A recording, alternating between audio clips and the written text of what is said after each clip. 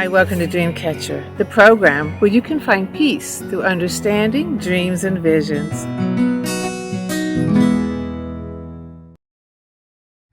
My dad has gone to be with the Lord now, but he was a dreamer, and he dreamed of traveling. He dreamed of going places. He had dreams that came true. He understood his dreams. He passed that gift to me, that gift of dream interpretation. He didn't walk in it like I do. He didn't really understand it like the Lord has given me the understanding, but he knew that there was power in dreams. As a little boy growing up in Virginia, one of the things he dreamed about was traveling and seeing the world. He joined the Army and he wanted to see the West. He wanted to see Utah. He wanted to see Wyoming, but he wanted to see Alaska. Dad got his wish. The Army sent him to Alaska. As soon as he got settled in, he sent for me and Mom and my baby sister. We were only there a couple years, but long enough for my father to be totally enchanted by the beauty, the magnitude of the vastness, the wildlife, the mountains, the ice, it's just the northern lights. There's so much. My brother was almost born there, but we moved before that actually happened. And years later, my brother joined the service, and guess what he went? He asked to go to Alaska. My brother Bob stayed there for 13 years before he came home. To hear Dad and Bob and Mom talk about Alaska, those stories never tired. And so recently, my husband and I ran away for 10 days and went to Alaska. We started our journey in Seattle, which is a wonderful, beautiful place. And then we got on board a cruise ship and we headed up the southern coast of Alaska. Today, I'm going to share some of my journey with you. You're going to see some of the ports of call, such as Ketchikan, Juneau, Glacier Bay, Icy Point, Skagway, Sitka. We even stopped at Victoria, Canada, which was a total surprise for me. Along the way, I'm going to share some dreams with you. Not just the dream my brother and Dad had about being in Alaska, but dreams that people have sent in. And I just hope that something in one of those dreams would touch something in you that will help you to understand that God is talking to you and He wants you to know what He's saying. Sit back, enjoy the scenery, and listen to the dreams that God is speaking to other people through, words that the Lord Himself is saying to people just like you.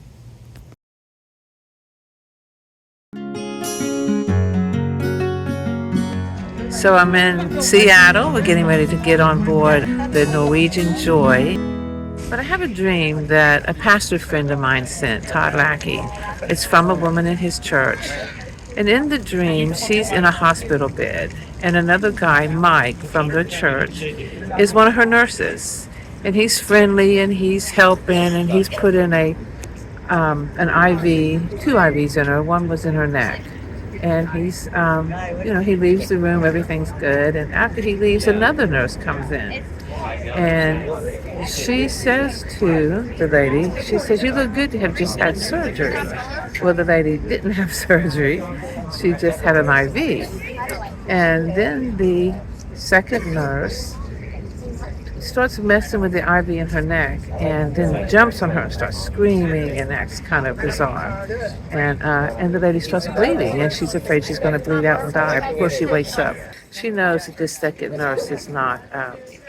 is sinister and there's something's going on. And she even put a text to her pastor that this woman was speaking false reports over her. So she has some idea of what this dream means. She knows that there's something going on. I believe this dream is a warning about a false doctrine or teaching or something along those lines, because the bleeding is coming from her neck. And that artery goes right to your brain, which is where your knowledge is, your revelation, but it's her neck, so she still is able to make her decisions, right? Turning her neck from one side to the other. And this woman is trying to take away that ability to make those choices. That's what this nurse is trying to do. So I feel like it's a warning dream to be careful who she listens to, who she trusts. Mike in the dream is someone that she could trust. He might possibly represent the pastor in this church. He's always smiling, he's encouraging, he's helpful. But as soon as his protection leaves the room, then this enemy nurse comes in and pounces her and screams and speaks false over her. So I gave the pastor this interpretation, and so I know he's going to counsel her and pray with her. But this is something we can all relate to be careful who we allow to speak into our lives and who we allow to administer words of healing or what we may think is healing or advice. Because sometimes they may have the wrong motive. Thanks for sharing this, and thanks, Pastor Todd, for letting me help in this situation. We're in Ketchikan, Alaska, and I want to share a dream that a lady had back in Tennessee, and she's actually Filipino, I believe she said she was. She was dreamt that she and a bunch of other girls, she said girls, but this is a mature woman that I'm talking to, so I believe the word girls was a cultural terminology. I think these were grown women that she was talking about, but they're all standing outside looking up at the sky, and coming from the sky is a hand that's dressed in a robe, and it's huge. They assume that it's a hand of God. And this hand has a gold bracelet, and they're coming down from heaven as if to say, who wants this bracelet? And all the ladies have their hands up in the air. Oh, I do, I do. And this hand comes directly to the lady who's having this dream and hands her the bracelet. And she's so excited as she's telling me this dream. You can hear the anticipation in her voice because her spirit knows that this is something good. She saw the hand of God, and he has a bracelet, a gift for a bride, a gift for a friend, a gift for a sister, a gift for a lover. He's everything, whatever we need, and he has this gift. And of all the women there with their hands raised, he gave it to her. Now, the Lord loves all of us absolutely the same, but he also has special gifts for each of us. And I believe the hand of God that she saw was handing her a gift, specifically just for her. And after meeting her and talking with her, I can tell that she has some self-doubt and feelings that why would he call her? And he called her because she has faith. He called her because she believes and because she's wanting it. She's asking for it. And all she has to do is receive it. And that's the same with all of you. The Lord has a special gift just for you that only you can really appreciate and do whatever it is that is supposed to happen with this gift. And if you're asking and you're believing and you have faith, just open your eyes, open your hands, and receive.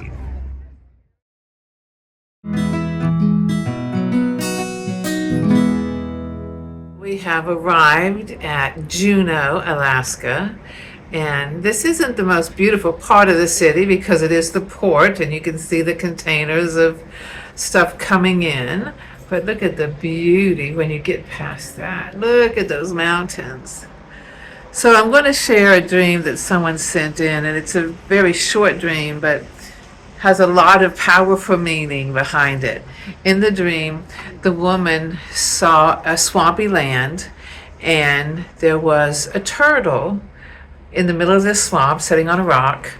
But when the turtle opened its mouth, a snake came out of the turtle's mouth.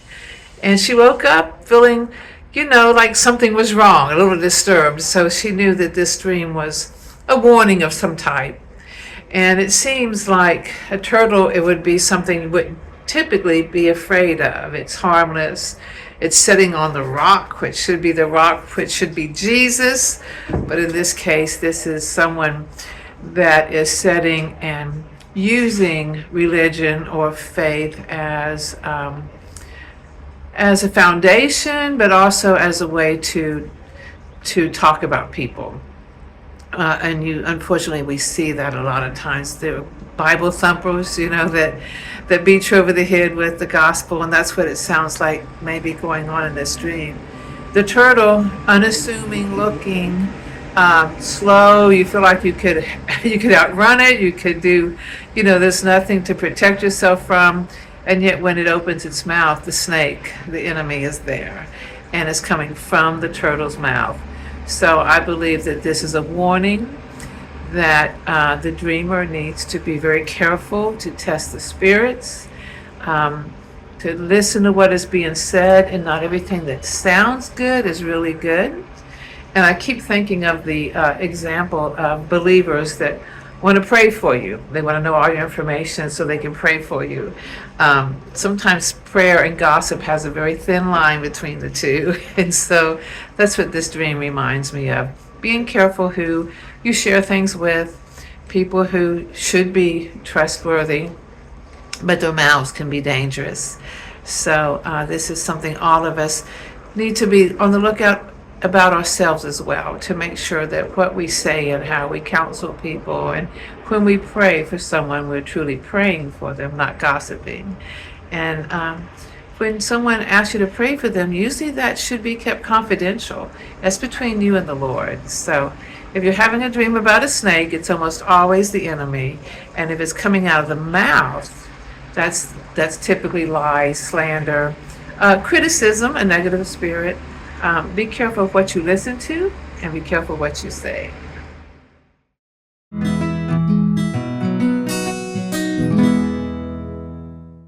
Cruises provide various destinations along the way.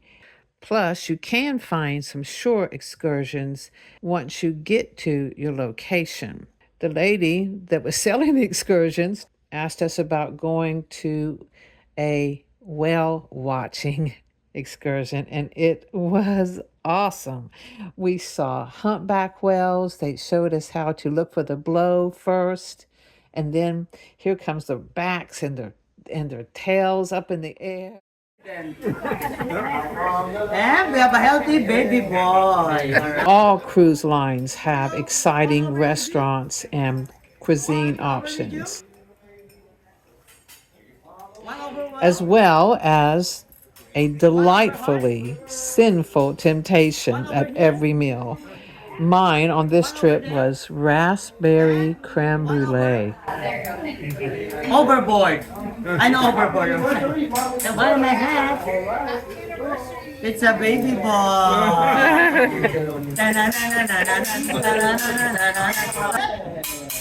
Oh, here we go. Whoop. And that's it. Thank you. Nobody hurts?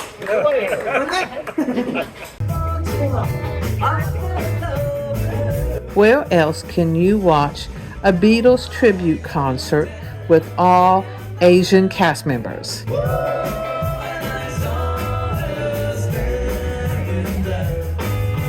And if you're concerned about germs, they have creative ways to ensure cleanliness from their guests.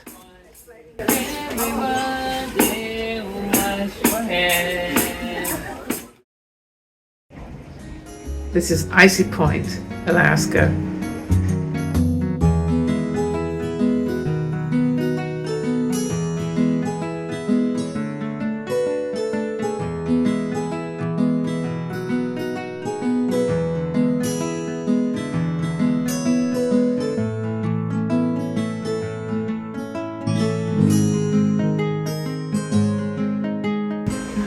What we're looking at now, right over my shoulder, is Glacier Bay.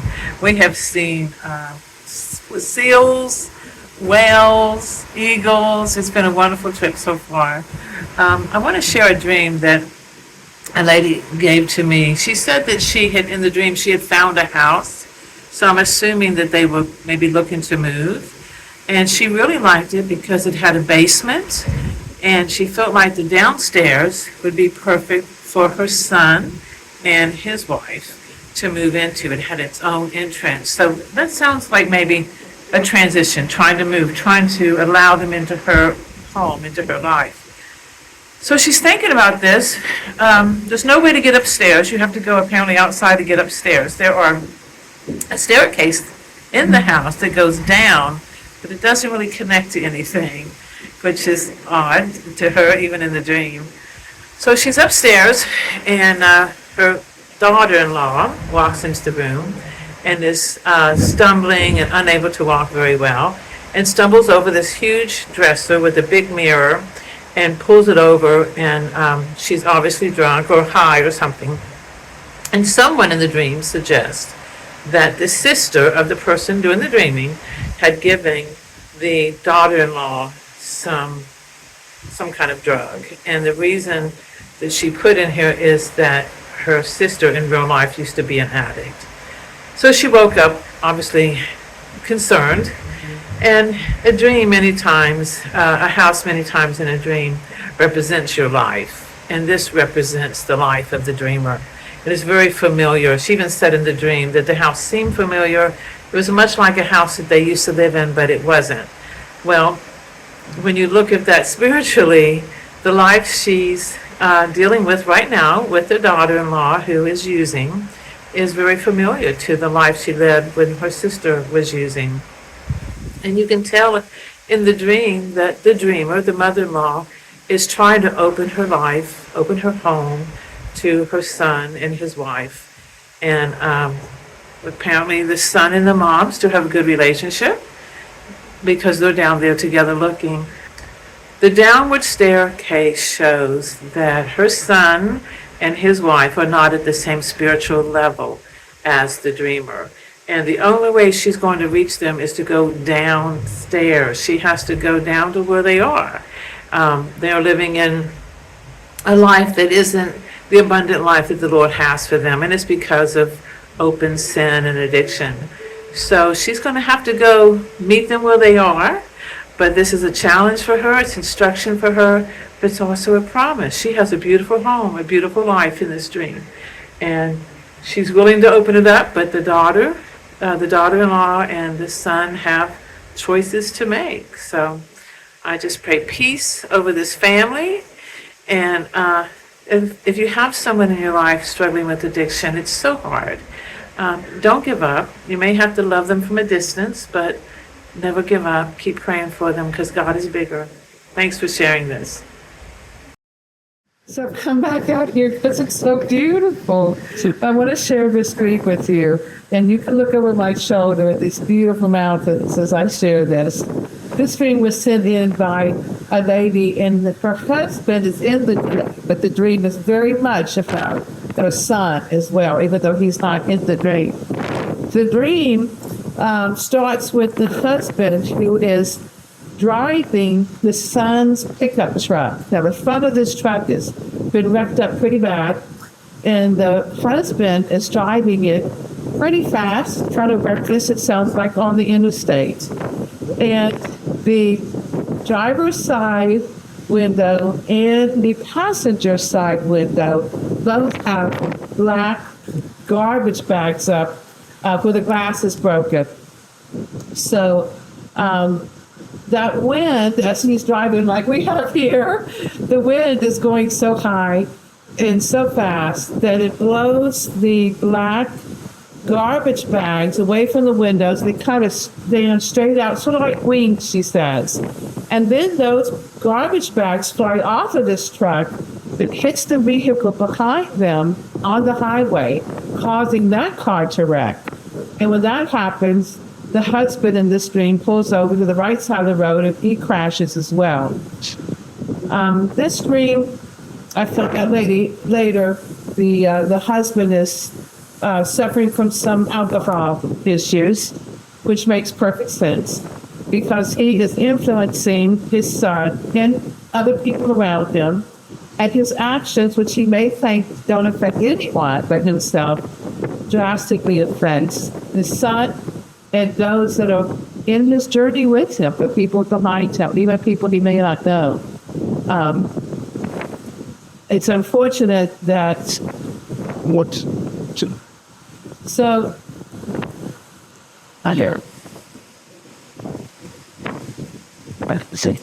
unfortunately, so many times addiction is hereditary. And even if it's not in this young boy's DNA, his father is certainly modeling some behavior that is very disturbing to the mom, to the father, to the son. And so the very last scene of this game shows the father in the hospital and the wife there with him. And in real life, I found out later that the husband went to rehab and that she stood by his side to give him some help. It's so hard when you love someone who suffers from an addiction. And I'm not here to give you any kind of advice other than to continue to pray for them and pray for understanding for yourself, for patience, but for deliverance for your loved one, because that's what they need. They need deliverance from whatever it is that the stronghold has. And as they go through life, that highway, fast and furious and reckless, it's not just them that they're farming. They're farming their children, they're farming the people around them, and possibly people they don't even know are following them.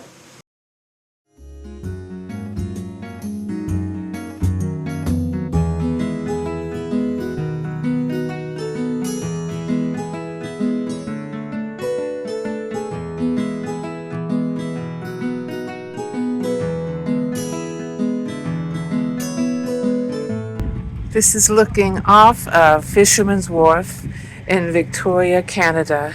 And I'm going to turn around, and these little homes you see, these are private homes on the water, that little street. Those aren't little shops. People live here year round.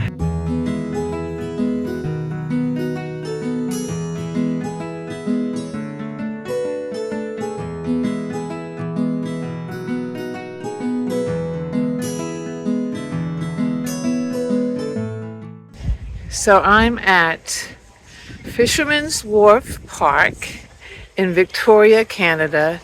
It's absolutely beautiful here. It's the end of May and it's 55 degrees, a nice little breeze coming off the ocean.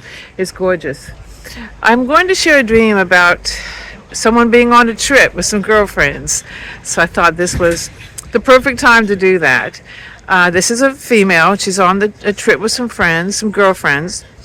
And then the scene switches and she is pregnant and she can actually see the little baby's hands and footprints, the impressions through her stomach. Well, then she takes a shower, and when she gets out of the shower, her ex-husband is there. She said it's not weird in the dream. And they're lying on the bed and she is letting him see the baby move within her tummy and talking about it. This is not his baby, it's her current husband's baby. And she shares some struggles that with her ex-husband that she's having with her current husband. Just some, confidential conversation going there, nothing more than that. And then while they're talking, this baby, still in her tummy, but kind of pulls up out of her tummy toward her where she can see this beautiful baby with beautiful black hair. And then she wakes up. So obviously she's a little concerned that she is dreaming about her ex-husband. And we can't help who we dream about, but he doesn't represent what she thinks he does. He represents her first love. He doesn't, which is Jesus. He doesn't represent a man here on earth. And this little baby forming inside of her is a new thing. It's a new gift the Lord has for her, probably a ministry of some kind. And she's traveling with friends. It's a journey. I believe that our gifts are appointed to us while we're in our mother's womb. That's biblical. But sometimes we don't know about them, and they don't come to pass till much later. And so she's been on this journey, and now it's time for this ministry to happen soon. A ministry that is probably brought on because of her relationship with some of her friends, good Christian friends. She took a shower, that's important. The Lord is showing her that before this baby can be born, it's right there, it's ready. She has to make sure she's clean and pure before the Lord and to get rid of anything in her life that is going to stand in the way of this ministry. Once she does that, once she takes her shower and she has intimate relationship and conversation with her first love, Jesus, then that baby's right there and she can see it. And then it's just up to her to do the hard work, pushing it out and raising it. But that's how we do with babies, and that's how we do with spiritual gifts. Even though they're giving to us, it's our responsibility. We have to step out in it. We have to take care of it. We have to pray about it. We have to bathe it in the word and prayer. It's a responsibility, just like raising a kid. So if you're dreaming about having babies, see what it is the Lord has for you. He's getting ready to do something new in your life, but you have your part to play in it.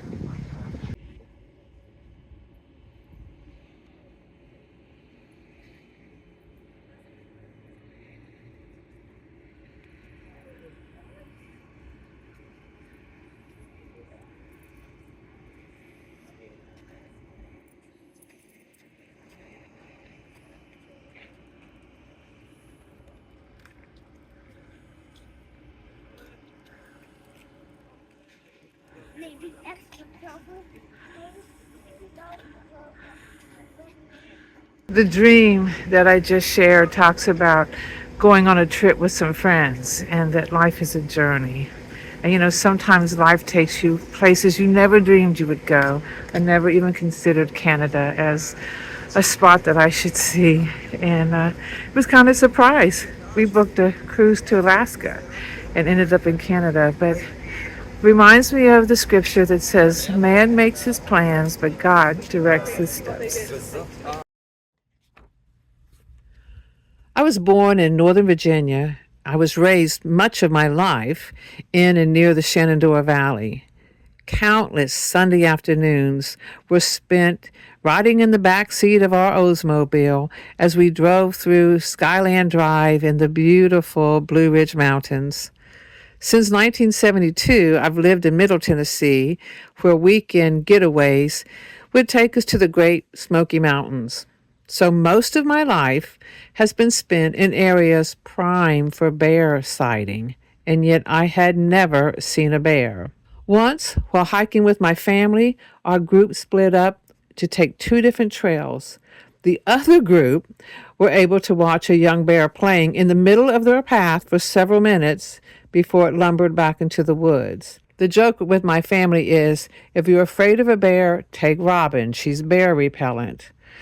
I had to travel literally across the country to see a bear. One of the onshore excursions took us to a bear sanctuary where I watched black bears and brown bears close up, but at a safe distance as well. Thank you for joining me on this very special edition of Dreamcatcher. Until next time, dream, follow those dreams, and as usual, catch your dreams.